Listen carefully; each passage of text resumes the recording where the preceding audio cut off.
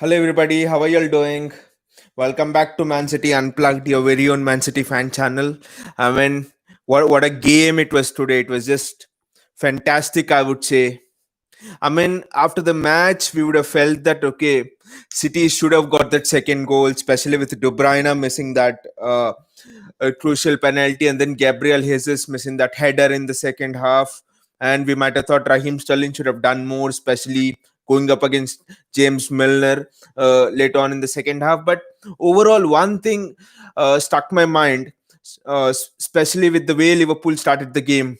Wow, how would it be? How many goals down would we go in the first 20-25 minutes? Because four attackers, Klopp literally played a 4-2-4 system, leaving all the four attackers at City. It was just frightening, seeing especially the movement of Mane. It seemed as if Mane was having Kyle Walker's number throughout the match. How would Ruben Diaz cope, especially with so much physicality against an attacking team like Liverpool with so much movement and all that? How would Cancelo cope, especially playing out of position in the left back? But one thing I would say, first of all, I'm not at all disappointed that City didn't go on and win the game. Yes, we had the chance to go on and win that game and get all the 3 points, but I don't think this was necessarily a game that City had to go on and win. Like, for example, 2 seasons back when Liverpool came to the Etihad, I mean, that was a game in early January. That was a game we had to win. That otherwise City were simply out of the title race. We won it and won the title that year. But this was a game which I thought City could not lose in any circumstances. It was okay even if they didn't win and stuff. It was good if they won, but City could not have afford to lose this. City could not have afford to have been like 5 points behind Liverpool this early on in the season. It would have just put in a mental dent. So that was the reason why I'm like excited. I would say I'm not delighted that it is a draw, but I'm really excited by the result. I'm not at all disappointed. Though I know many of you would not agree with me and they would say that no, City should have gone on and won that game. We should go for the kill and all of that.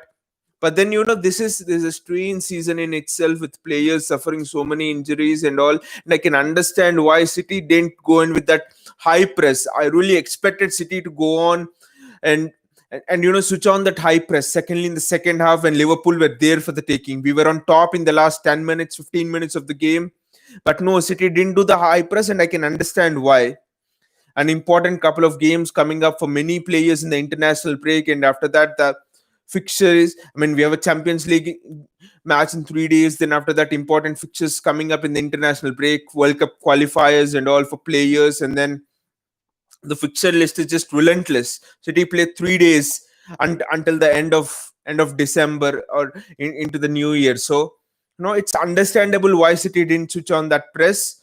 But then if if you have to ask me who's the man of the match, I would say the entire defense is the man of the match. But for me, if I had to pick out one player, I would say it's I would say it's Kyle Walker. Now you're thinking, okay, this guy has given away the penalty. Why am I thinking that he is the man of the match?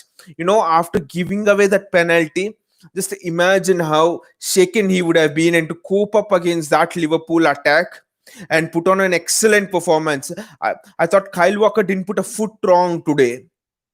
He was just excellent throughout the match, except that penalty, that one penalty. I mean, Sadio Mane can do it to the very best of defenders. So, I mean, that's totally fine. I mean, but then apart from that, didn't put a foot wrong. He went forward really well. His attacking runs, though it was, I mean, City could not find Gundogan could not find him with those aerial through balls. But then anyway, Kyle Walker made excellent attacking runs forward. He was really strong, physical in his defending. When Cancelo didn't put a foot wrong, I mean, Cancelo was exceptionally good, I would say.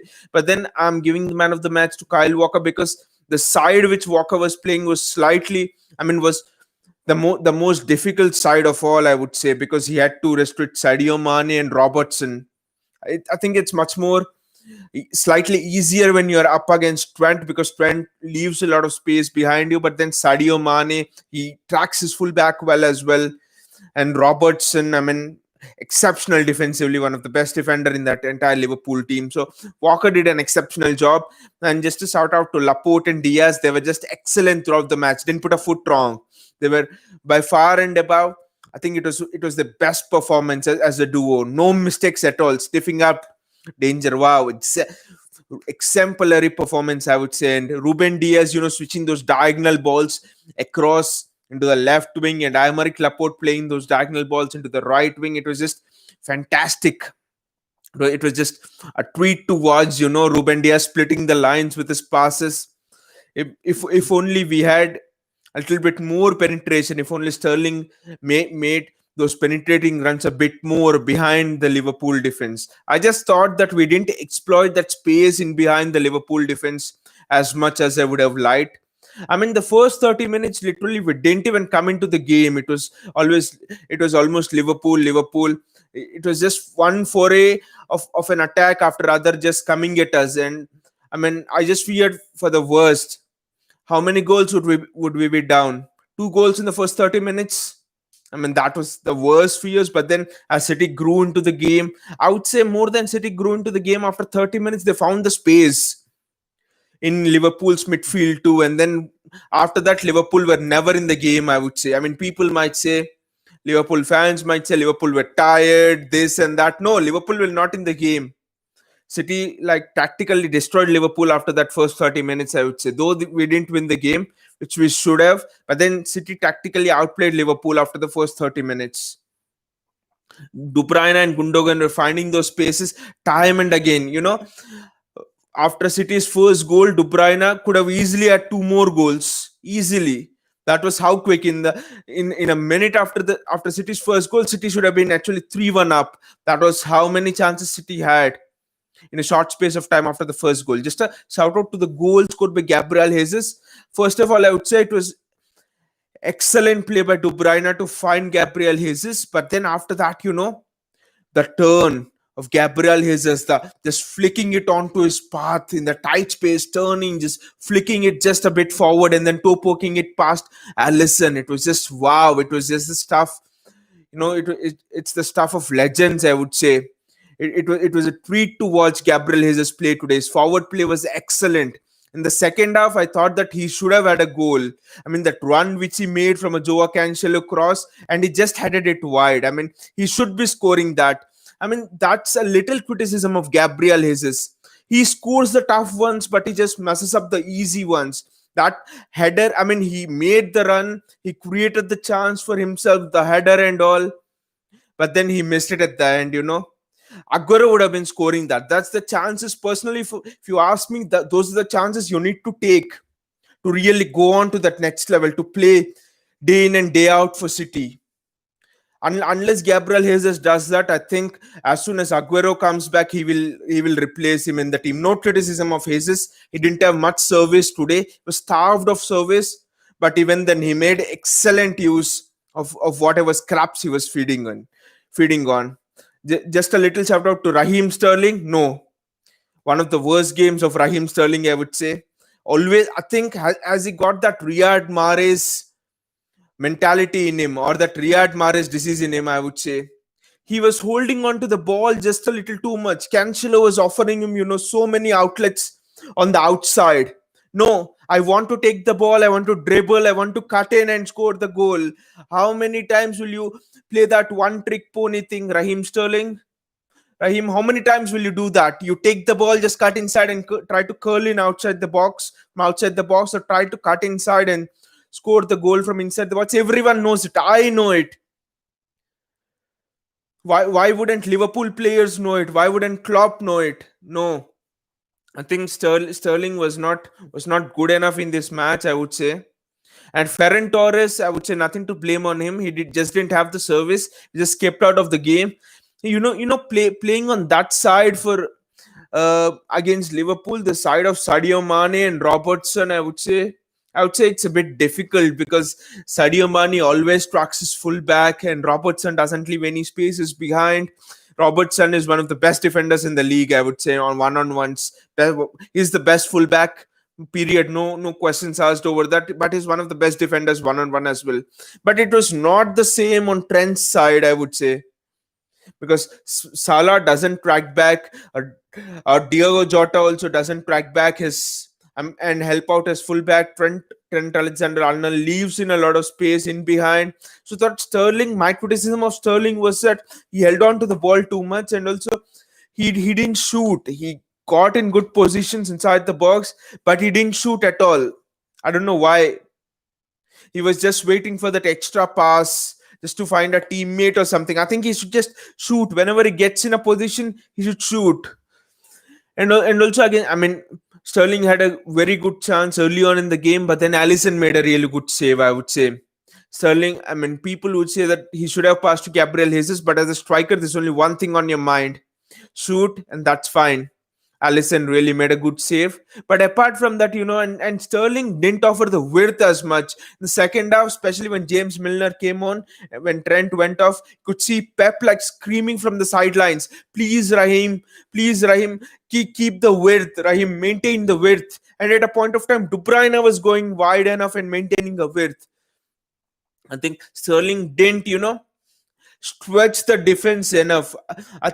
When I say City's game, and City are at their best in the 2017 season, we stretch the defenses. Leroy Sané used to just maintain the width so much, even Sterling as well. We just stretch the defenses so that De Bruyne and David Silva in that season had great spaces to run into, but we are not just doing it.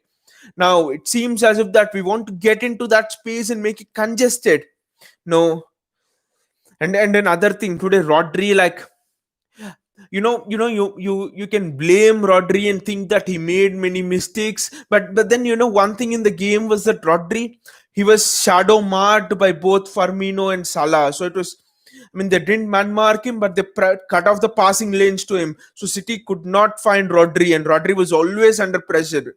Someone or the other, there were at least two players put on Rodri to shadow mark him. But then City played excellently well, and that was, I'll tell you why. That was due to Joao Cancelo, especially. They used him as the outlet, and he can dribble past danger. What an excellent talent he is. I think he can play in the wing as well. It's just wow, his quick feet and all. Cancelo was just excellent, I would say, and he was a constant outlet for City to to play through today, because Rodri was just shadow marked really well, and it was really difficult for City to find Rodri. Ederson, I mean, had a stable game today. Not much to say about, but Ederson, he was stable. Apart from maybe one fluff chance, he couldn't do nothing against the penalty. It was just duty as usual for Ederson. He was pinging in those long balls. He was just passing really well. The passing quality and everything was there. So Ederson had a really fine game. I would say overall, I would say City had a very stable game. This was a game which I thought that, like I said, the starting of the show, which I thought that City could not have afford to lose in this tactical battle. I mean, this season the battle is not just going to be on the field; it's going to be how the managers rotate, what sort of tactics they play, what sort of matches does Pep Guardiola, for example, pick for City to just press really high, go hammer and tongs, and what matches does he pick, especially against the big teams? In which matches does he pick City to rest on the ball, and all of that? It will be very interesting to see what Pep Guardiola decides, because there are going to be many muscle injuries this season, especially if you don't manage the players well. So I think it's going to be really interesting how Pep rotates his team. So this was a battle, like I said, with City. I mean, it would have been a big tactical blunder for City to lose. I mean, draw is not the worst result. Draw is a result which we should be delighted by. I know as City fans, we won't accept anything other than a win. But in certain circumstances, in certain situations, it's important to understand that draw can also have a really uplifting effect on the team, especially that you have come up against four informed the most informed team, attacking team in Europe at the moment. They've just smashed Atlanta 5-0. They are the most informed attacking team, and you have restricted them to one goal, and that to just a penalty. Wow. Wow, what defending! And then you had the chance to win it. Okay, you didn't, but then you had them under the ropes for a good part of the 90 minutes, for at least 60, 70 minutes. That's just excellent from City. They should give them the momentum. They should give them the drive to go on and begin that string of winning matches. because we can't afford to drop any more points, and this result should really give us a lift. Because after the international break, I mean, there's a Champions League match, I know, and that group is almost done and dusted, I would say. But again, we have Tottenham Hotspur to come after the international break, and then I think it's Chelsea. I'm not sure, but then the fixture list just keeps on getting more grueling. It keeps on getting frightening as the dark winter dawns. Also, in the exceptional situation we are in, I mean, it's going to be a tough race. It's going to be a race of endurance. It's going to be a race of character. It's going to be a race of playing with the heart and also with the mind. How do you balance off that equally? It's going to be a case of when do you manage the game and when do you go out all out with your heart. How do you see games out? How much do you rest on the ball? How much do you tire out opponents with possession? How much do you shuffle up opponents and just put them out of the game by 50-60 minutes? Just take up the legs and then go on and pass the opponents out of the game. It's just going to be a mental battle. Premier League titles have always been mental battles, but this time it's going to be a one of the greatest mental battles than ever before, I would say. It's just going to be an excellent race, and the real race begins from after the international break. Pep Guardiola would have known that. That's the mindset with which he would have gone into this Liverpool game. No injuries, no loss. We will take a draw all year long. We'll take a draw. We know that we will have to win it. We had the chances to win it, but then draw is one of the best results now. 2 points back of behind Liverpool. I mean, we have a game in hand, so it's 5 points behind Liverpool. So literally, it's 2 points behind Liverpool. So that's not the worst case. We were 5 points behind Liverpool in early January in 2018, and still go and still we have gone on and won the title that year. We have won 12 on the stretch. So Pep knows that once he gets Aguero back as well, the full team, the defense looks settled. That's one thing I would say. The defense looks one of the best defenses in the last 3 years after Company has retired, I would say. In the last three, four, five, I would say in the last 8 years, this is the best City defense, a stable City defense. By best, I would say all round, all the five fullbacks, central defenders, and goalkeeper. This is the best City defense after that 2011-12 season where we won the title. I think it's just wow. And Rodri also seems to be slowly getting the hang on of how to play, of how to like switch diagonals. I mean, when to switch diagonals. Of course, Rodri knows how to switch diagonals, when to switch diagonals. I mean, when to slow the game down, how to manage the tempo of the game. Early on in the season, one of my complaints against Leeds was that City did not know how to manage the tempo of the game. And if you have to be a Premier League winner, all the Premier League winners are people who know how to manage the tempo of the game, how to control the game. The game flows, the ebbs and flows of the game are as per the way they dictate. They don't allow the opposition to control. And that's what we did against Leeds. We did not control the tempo. But today against Liverpool, apart from the first 20-25 minutes, the tempo was in our hands. We dictated when to slow the game down, when to quicken it up. And the commendable thing is, the exciting thing is, we did it against a team like Liverpool, a team that really attacks at speed, that team that really presses high and doesn't allow the opposition to take control of the game's tempo. They're always quick, fast, lightning movements, lightning transitions, just bamboozling movements, great move, great movement from their front three, front four in this match. Everything, that is associated with Liverpool, we managed to nullify. Kudos to Pep Guardiola, kudos to players. He got the tactical setup exactly right. People say, why didn't he play Phil Foden? Exactly. This is the reason why. Gundogan knows, how to control the tempo of the game. Not Phil Foden. Phil Foden is still learning. That is the mistake Pep did against Leeds, and he couldn't have afforded to do it against Liverpool. Playing Gundogan was really the right choice, I would say. I mean, overall excellent. Even though it was a draw, it feels like a win. And for Liverpool, it feels like a loss, I would say, because we have defeated them mentally. It's just penalty misses and all happen. I mean, nothing against KDB. Penalty misses happen. It's fine. Penalty for me, I always think it's 50-50. It's not as easy as it seems. It's always, penalty is always 50-50, I would say. And De Bruyne had to miss at some moment on or the other. How much ever great penalty taker you are, you will miss at some or the other moment, especially when you're taking penalties with such regularity. So that's fine. Nothing against KDP. The assist was excellent. He just tried a bit too hard today. Sometimes it doesn't fall your way, but still KDB had a really excellent game. It's just that he didn't score that penalty. Doesn't matter. It feels like a win. That's what I would say, because we have defeated Liverpool mentally, tactically, on the pitch, everywhere. We controlled the tempo of the game. It was as if that we were we were dictating how the ebbs and flows of the game should be, how the game should go on. So that's something which has really delighted me. It's just been wonderful watching City play today. Anyway, I just hope that you all have enjoyed the video. If you like the video, please click on the like button. And also, if you want to receive more updates whenever I post new videos, please click on the subscribe button and also the bell icon, so that you'll get notifications whenever I put out new videos. It was just a fantastic performance for City, a great evening, I would say. A really delightful play, really delightful way. Though we didn't win, it's a great way to end the evening, I would say. Anyway, take care and see you again before the Champions League match. See you again. Bye.